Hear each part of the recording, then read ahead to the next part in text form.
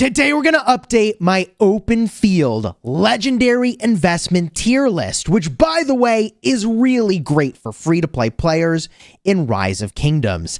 This is the very best set of commanders to invest in, and we've got to add Justinian, Huo, and even Pyrrhus onto this list to see where they land.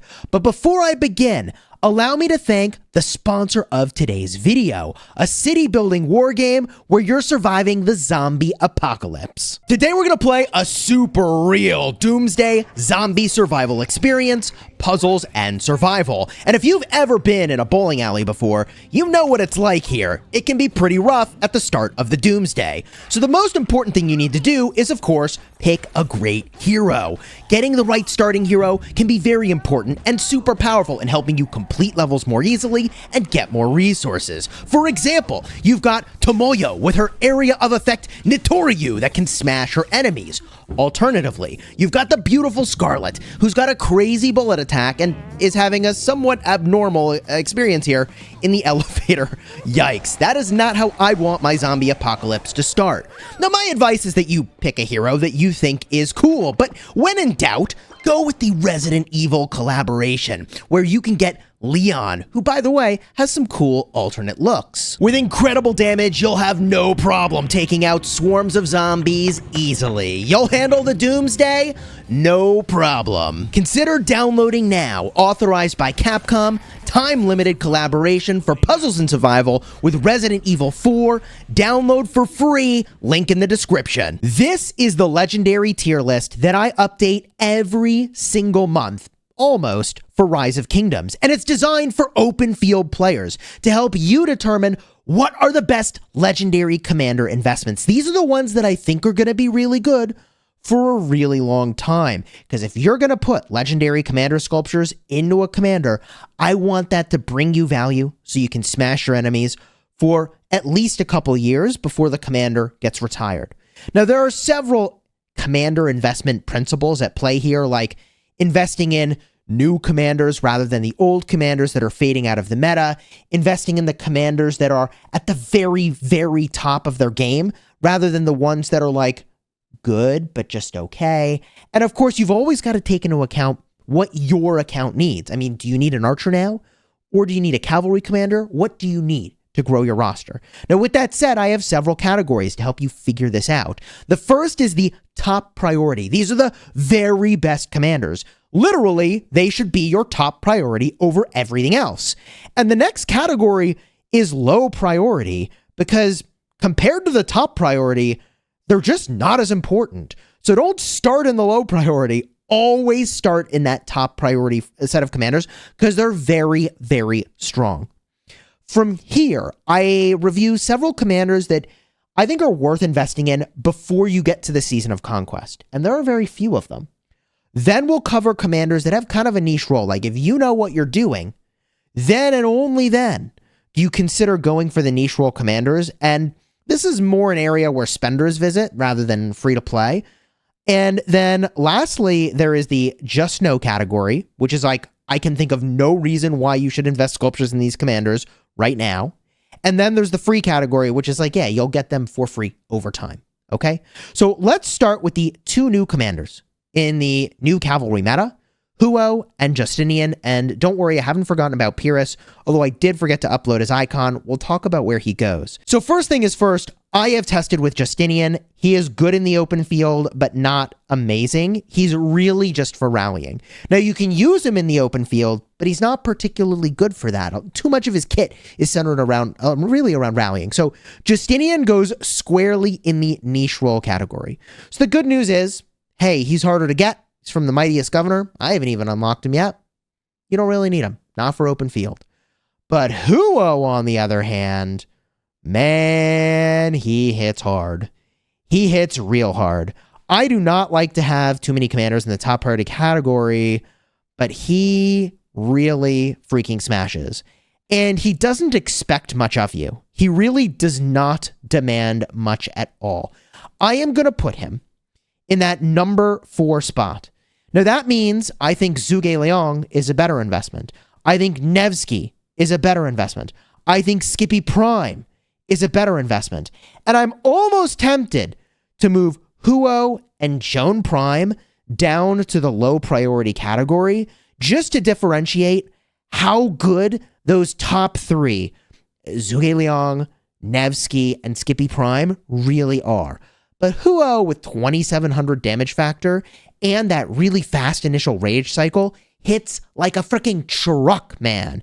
And if you're bringing one combo of cavalry, it probably ends up being Huo with Nevsky or Nevsky with Joan.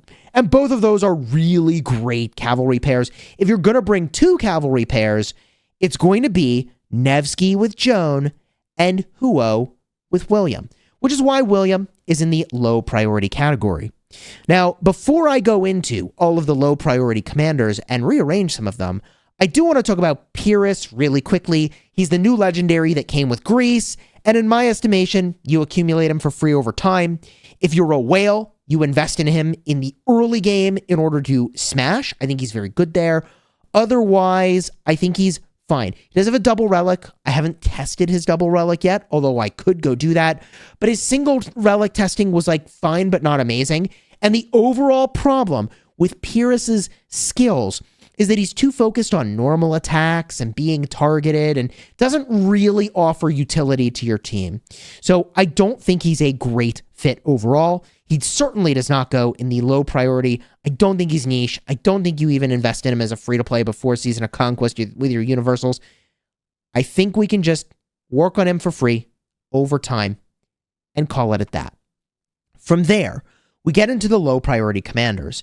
And this is where I'm like starting to get anxious about a couple of these commanders. Now, don't get me wrong. Boudica Prime, love her position in this list. Sargon the Great, I think is really good. He's toward the front of that low priority categorization, but is generally, I think, best for players that already have 5 or more marches in the open field. He applies a skill damage taken debuff onto the enemy, and the more marches you have, the better that gets. William, I just talked about how cracked he is with the new cavalry. Huo reduces the rage requirement to use an active skill, and then, boom, William hits multiple enemies, gives your whole team defense and rage. Love it. Really good. But I feel like we're on the verge of getting some new infantry, and I am really anxious about Guan. I am really anxious about Artemisia as well, because we're probably 6 to 9 months away from some archers. And like, once they show up, are we going to be really happy about investing in Guan and Artemisia? I don't know. It's tough to remove Guan from this list because there just aren't that many good infantry right now, right? So if we look at the best infantry, if you're bringing one pair, it's probably Skippy and Sargon. And like, that's really good. There are other options like Skippy and Mehmed is really good, right? Skippy with Honda Tadakatsu is really good. There's a lot of ways you can activate Skippy Prime and get value, okay? Alexander the Great is another awesome choice, right? But I'm just getting really worried about Guan. Like, he's got a role now, but will he still have a role? I feel like he is heavily propped up by the fact that he has an area of effect silence, and that there's just not a lot of really good other infantry options. And that's why Guan is still around. Do I move him out of low priority and into niche role? This is such a big play, because for now, he's still kind of your number 3 infantry commander. And you only like, if he was my number 4 infantry commander choice, I would say I have to move him down. But unfortunately, weirdly enough, I just don't think I can move him down yet. But I'm just trying to warn you that Guan Yu's time is going to be limited. And Artemisia is here, but let me tell you something. You could just as easily have Nebu. You could just as easily have Henry. These commanders, I have really started to appreciate more and more. I am slapping with Zhuge Liang and Nebu. I would like to have Henry because he is crushing rallies right now and he's solid in the field. But I'm going to move him back down because I'm not trying to promote more commanders into the low priority category and give you a bunch of clutter. What I just want to say is that I'm going to leave Guan and I'm going to leave Artemisia, but I feel like those are commanders that could get replaced soon. So keep in mind that with both of those commanders, you can get a lot of value without maxing them. Guan gets a tiny bit better with his expertise, barely. You've got Artemisia, arguably getting worse with her expertise because she gives the enemy a skill damage boost, which is a little weird. So, like, even at 5-5-1-1, Artemisia is one of the best 5-5-1-1s in the game. So, I think and look, okay, now we have better commanders in the game. Like, technically the best 5-5-1-1s are all the commanders in the top row, right? Or all the commanders that are higher priority than Artemisia. There are better. But what I'm trying to say is that you could get some value still with Guan and Artemisia at 5-5-1-1, but I just would be so careful with them. And again, remember with Guan, the second skill is technically a garrison hitting skill. So it's 5-1, and then hopefully you get lucky and your skills go to the other places. Now, before Season of Conquest, there's really still just two commanders that I think are worthwhile. One is if you put money into Minamoto, you can go into the museum, and the museum is crazy. It lets you get a bunch of extra stats onto the commanders once you reach the end game. That starts to be now in KVK Season 3 and beyond. And you can get a ton of value from Minamoto. So I think Minamoto is a great investment. The sooner you do it, the sooner you enjoy him. Really solid there, and that has not changed since the last time I did this list. Similarly, I think Isong is a commander that, like, if you can't wait till KVK Season 3 when you get all these absolutely mental cracked commanders that are so good, then, like, okay, move all in on Isong. And, like, I'm still using Isong, weirdly enough. I have found a way to still get value from Isong, and my roster is insane. I have all the commanders just about maxed, with a few exceptions for garrisons and rallies. So, like, yeah, Isong's good. If you're going to pick one legendary commander before Season of Conquest, even as a low spender or free to play, I humbly give you permission to work on Isong, okay? That you could do. Now, from here, let's talk about the niche role commanders, because these are the commanders you should only invest in if you know what you're doing. And there are several commanders that I am really inclined to remove from this list, okay? And one of those commanders I want to now remove from the list, and I will review kind of like why are all these here, is I want to remove Saladin. And I'm going to put him in the just no category. That's not to say that Saladin is bad. Actually, his kit's really cool. He's one of the first commanders that, like, you max the first 3 skills, you get the most of his kit, and he's, like, really awesome. However, the thing is that, like, now we have so many cracked endgame cavalry. Like, why? Why would you pick Saladin? I just don't think there's a good reason to do Saladin. I don't think you want more than 3 cavalry marches anyways. He's not in that list. I don't think he belongs. Similarly, poor Bert. I want to just put him in the just no category because his kit is just too weird. It's not enough damage. It's not enough tankiness to do either of those things particularly well. And unfortunately, even with the new cavalry commanders showing up, I don't think he has relevance in the rally meta, and he's totally overshadowed by Nevsky. So, like, tragically, he's a really good commander to have skipped if you did, which is why I'm just going to jam him into the just no category. GG, too bad, and so sad. So sad for him, okay? Now, there are reasons to have other commanders that are in this niche role category, and let's talk about those reasons. First of all, XY. Still a very good cavalry commander, and honestly, I maxed Huo, but I was getting fine trades with XY in this KVK already. So I think XY still has value. If you're running 3 cavalry marches, I think he should be a part of that. And you would probably put Minamoto somewhere in the lineup, and, like, boom, you've got 6 really good cavalry commanders strong in the open field. Tamaris is such an interesting one. I don't know if you saw my duel video between Baba and Leopard, but one of the things that these Krakens did, this is a 7 versus 7 open field battle, Baba swapped in Tamaris, and he ended up winning in the round where he swapped her in, and did, I think, a lot of extra skill damage to the targets he was focusing down. Tamaris still holds that really powerful role of applying extra skill damage taken to a target, and is really strong. So I think Tamaris is a solid win for specific situations and advanced rosters. That's why she's in the niche role category, okay? I already talked about Nebu and Henry, who honestly could go up into that low priority category and would be really great.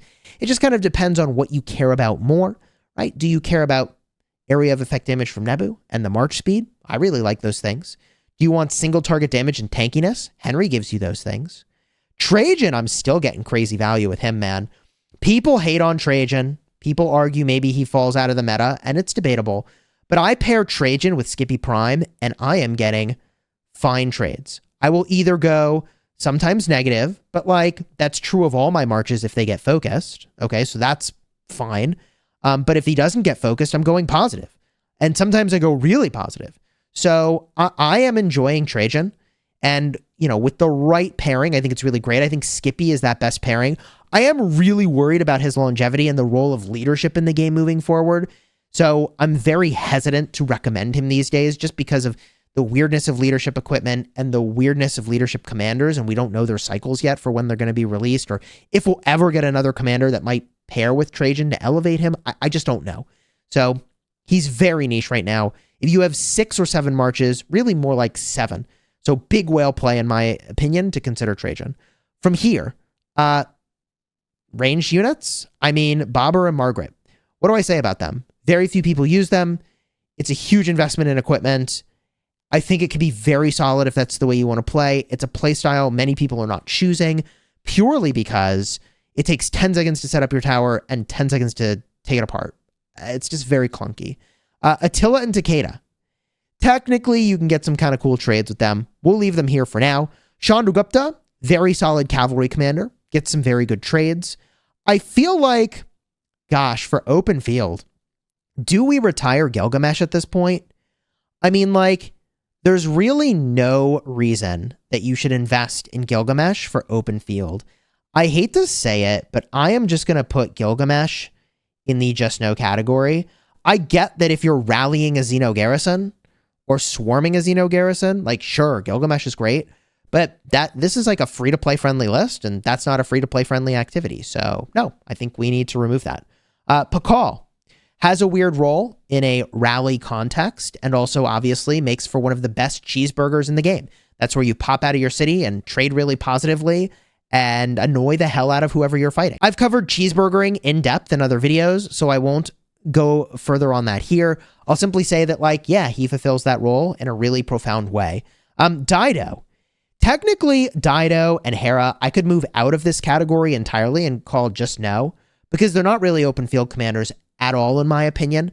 I'm going to leave them because they have niche roles as really great garrisons, but like, this is an open field list. They're not open field commanders, right? The same is true of Jan Ziska and Flavius and Zeno and YSS.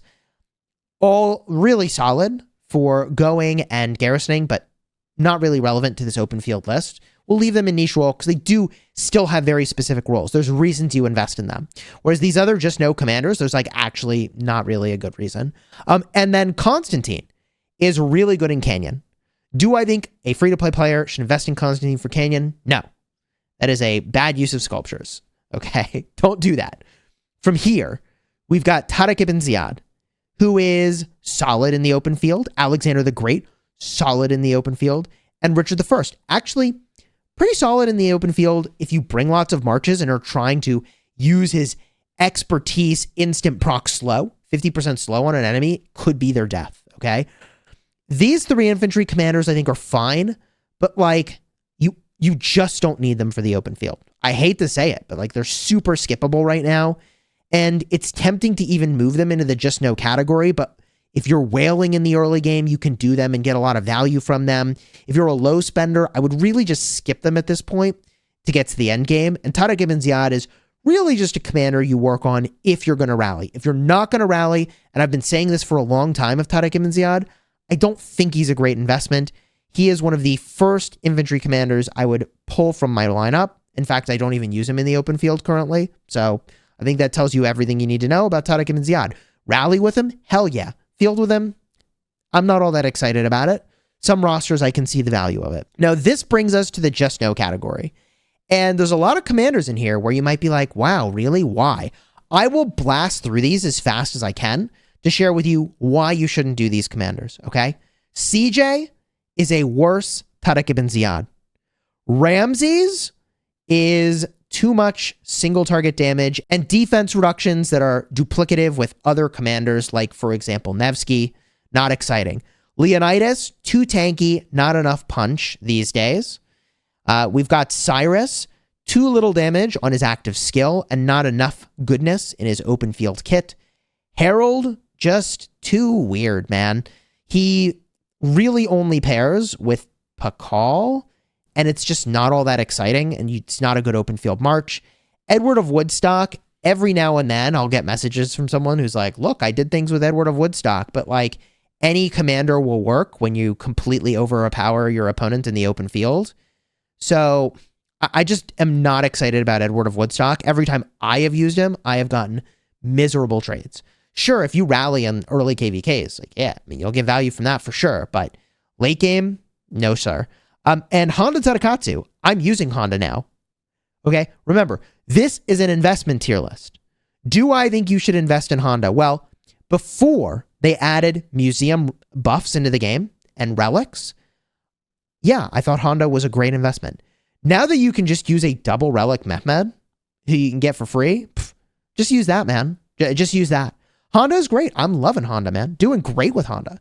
Love the march speed. I use Guan Honda, and I'm freaking getting great trades with that. But you could just use Mehmed and, you know, could save yourself a lot of sculptures. So just do that. Amonatori was once an interesting open fielder. Now is completely outpaced by all the new commanders in the game. Oh, gosh. Okay, so Khan now has a museum buff. It's not good enough. Same with Charlemagne. It's not good enough. Same with Lubu. Moctezuma is so mid that, like, I literally expertised Moctezuma, and I got one Sev wound better than I did before with my Minamoto for rallying Barb Forts. And that Minamoto is not even maxed on the account I did that on. I made a whole video about it. It was pretty ridiculous. Moctezuma is really, really, really, really, really weak, like super mid compared to where he should be. Hannibal Barca, also like a very tragic tale. Cool in the early game, but irrelevant in the late game. I really wish that were not the case, that, you know, the VIP heroes like Minamoto has a lot of relevance, but Barca does not. Soliman never was relevant in this game. Strangely enough, the only value you get from him is purely when you are in a KVK that has auxiliary skills, and you can put skills from one commander onto another. He's got a couple that are pretty good. The next three are garrisons that are all outdated at this point. You really, if you see these garrison commanders show up, that player is going to get wrecked. The only exception is, like, you could technically get some value from Theodora when your city's above 50% health, and that gives you more all damage, but generally these three commanders, there's like no good reason to invest in them. And then the rest of these you should just work on for free over time. They come from gold keys, and Pyrrhus I put into this category as well, although I don't have his icon here. These are good commanders to have. In particular, I want to bump Ethelfled to the front and Mehmed. Those two are really, really strong. In Canyon, you can get a ton of value out of Mulan. For Barb Forts, of course, Double C is going to bring you a ton of value. And even Caesar trades strangely well in the open field with his double relic. It turns out all the march speed and bonus damage he gets is really, really strong. The rest of these commanders are pretty mid, although I've heard that Thutmose can do some really cool stuff. And before you've got lots of infantry commanders, Martel with Skippy Prime actually works really well. So I can recommend that, especially if you've got the currency for his double relic. And that covers all the commanders in Rise of Kingdoms. Damn. This is a list that I update every month, or at least I aspire to. So if you haven't already subscribed to the channel, consider doing so now and throwing a like on the video.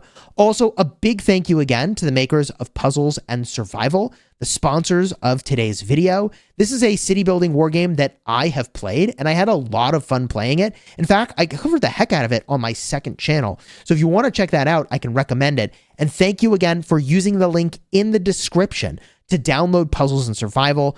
Clicking the link and checking out the game supports my channel and lets the developers know that I sent you their way. So thank you again for supporting my channel. I really appreciate you.